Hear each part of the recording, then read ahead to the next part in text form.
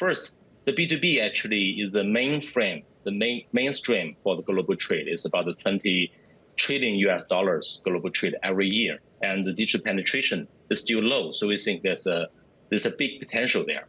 The second part is that so the B2B actually is directed to your daily business.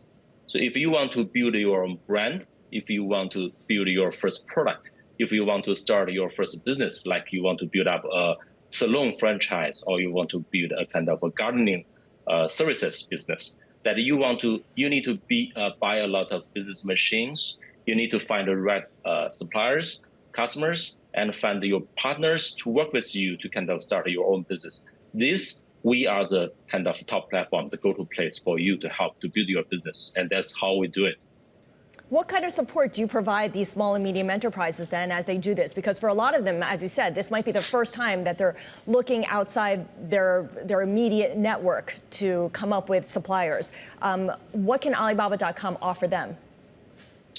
Okay, so then that comes to our kind of strategy part. So moving forward, there are three important things that we're investing on. We think that we will help the SMBs to make it easy to do business anywhere. So first of all is to leveraging the AI tools. So think about your SMB if you are a buyer. The first thing is that you need to figure out what product you need to build or who are your target audience. So we are kind of going to launch our first AI search engine for the buyers. This is kind of a conversational search engine that it can guide you through, help you to understand the industry know-hows, ask the right questions, and then it's not kind of like a passive search engine. You need to make the combination of all the keywords. Actually, we'll guide you through step by step to make sure that you can make the good selections.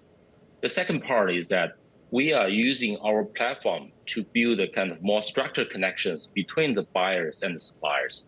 It's more easier for the buyers to write a kind of more structural quotations or requirement, or they can just from scratch, and we can generate pictures, we can generate kind of specifications, requirements for them, and then we can link them to the suppliers. And we can give them all kinds of tools, help them to compare between different suppliers. And that tool actually is going to be released in this September, and we are going to announce that in the co-create event 2 days later. Second part is about the supply chain. So how to build the trust and how to kind of make sure when they buy something, they can get the product right and they can deliver in time and they can pay actually in different financing services. And that's why we kind of set up a local network with all the partners in US. Obviously, you're creating these tools and you're encouraging your customers to use this AI search tool to help them kind of navigate everything and figure out all the different ways that your platform can help them.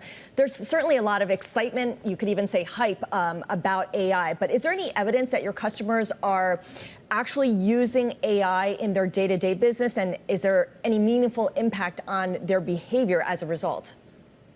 Great question. So B2B, first of all, we think is the kind of the best scenario for the AI applications, since it's complicated and it needs kind of different kind of languages, people in different time zones, different cultures that need to work with each other. So we launched our first AI tools for the seller part in last October. And then now within China, there are already 20,000 customers is using these AI tools to post a product, to answer questions, to inquiries, and also to manage their front store in daily basis. And we see that it first improve their efficiency by half of the time. So previously they need to post a product like using 30 minutes or an hour. Now we can reduce that time into half. The second part is that from the result, the conversion rate, the exposure of the traffic grows, and the customers actually more and more use it. And we, in the early of this year, in January, actually, we released these tools to the SMEs all over the world. And we see the top 20 countries who is using these tools are all from kind of developing countries, like Vietnam, like India, like Pakistan, and all the tools actually are leveling the field for the suppliers outside China that they can leverage in digital tools to help them to sell globally. You also have some new partnerships, especially in the United States. There's one that is a credit card. Can you tell us a little bit more about this new credit card arrangement? What kind of benefits does your customer get from it? Sure.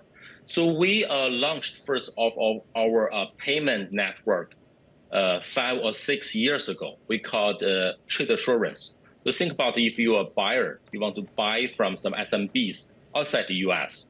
So to kind of solve this trust issue, we enable this kind of trade assurance. It's a kind of extra payment for the B2B. And now we are supporting around 20 million of different transactions on a yearly basis. And further this year, we are going to provide more kind of financing services. One of the top requirements from SMEs are the payment terms. So we are working with Mastercard to launch our kind of jointly named credit card. First, we gave out the suppliers, gave out the buyers from the US from 30 days to 90 days kind of payment terms. And then we can give them 3% of a cashback as well to make sure that they can manage their installment and then manage their cash flow better. Can you quantify the demand boost that you anticipate from this partnership? If you're saying for SMBs, actually managing their cash flow, how better leveraging their kind of money, I think it's 100% of requirement for all the suppliers, especially when they are kind of their buying transactions higher, like the 10,000 or 100,000 US dollars. So I think that will give a great boost for the buyer themselves. And the partnership is not only for the payment part. We also going to announce a kind of collaboration with Musk. I kind of personally have conversation with Vincent, the CEO from Musk, a lot. Since we both believe that the oceans, the carriers, that we need to design solution for the SMBs so they can easily to access all the solutions with best price, with kind of digital trace, and also we can offer them kind of better solutions if they want to do business globally. Yeah, reduce the friction overall. Kuo, I want to take a step back and just get your take overall on what you're seeing from the small business side. What trends are you seeing from those small business customers that gives us insight into how they see the fourth quarter shaping up? Are they being cautious when it comes to their holiday quarter inventory? Or are they getting a little more aggressive compared to, say, last year? I should say after the COVID, actually, the requirement and the demand, the supply and the demand part is back to normal, but the digital penetration part actually is growing further. And in different countries, different regions, we see that the demand and supply is different. For example, in the developing countries, actually they are more kind of under construction area, so we see a lot of machineries, a lot of kind of MROs actually are demanded there. And in US and in Europe, we see a lot of kind of creativities for the consumer side product, like the 3Cs and like many other kind of tools. And also in US and in UK, we see a lot of machineries is requiring as well, since we believe there are more and more constructions in these countries for different areas as well. So far from our platform, we see that kind of the global demand and supply is growing.